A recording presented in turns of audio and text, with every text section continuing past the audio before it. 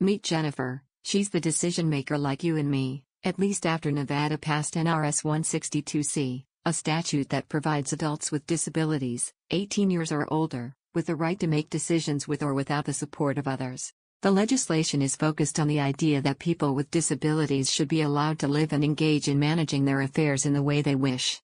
The laws emphasize adults with disabilities have a right to make decisions with the least amount of restrictions and intrusion while gathering support and assistance and respecting their needs, preferences, cultural values, and practices. Like most of us, Jennifer, during her lifetime, will have to make several important decisions. Some decisions must be made independently, while others may require family, friends, or professional guidance.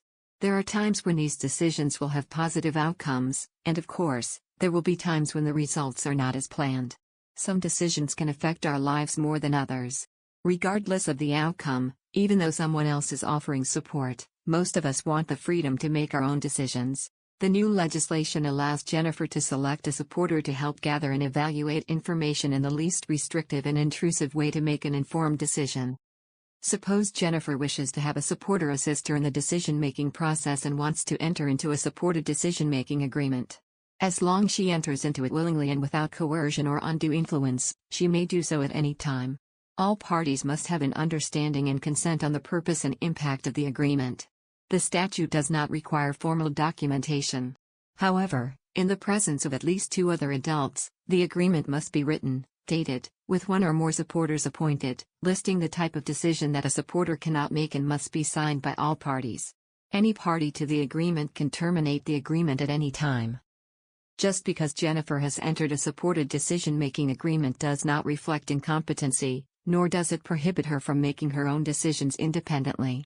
A supporter can be of great support to Jennifer and can help her in many ways, including understanding information, options, responsibilities, and consequences of a decision. Obtaining an understanding of any information that is relevant to any given life decision. Monitoring information about the individual's affairs and support services. Ascertain her wishes and decisions, assists in communicating those wishes and decisions, and advocate ensuring that the wishes and decisions are implemented. NRS 162C also imposes some limitations on supporters, including supporters cannot exert undue influence upon or making decisions on behalf of the principal without their permission. Supporters cannot obtain information that is not reasonably related to matters with which the supporter is authorized without consent.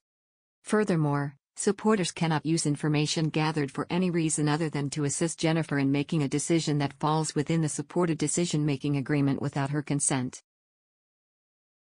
Any person who accepts a supported decision-making agreement, for example, a healthcare or financial services provider, shall accept the agreement as a valid document and be free of liability when following Jennifer or her supporter's direction. Privacy for Jennifer should always be a top priority. A supporter must ensure that information gathered on her behalf is confidentially maintained, secured, and disposed of properly. In making decisions, we all have uncertainties, and it is not always easy to know if the right choice is being made. But Jennifer and other adults with disabilities realizes that they are the best person to make decisions about their lives, with or without the help of family, friends, or community services.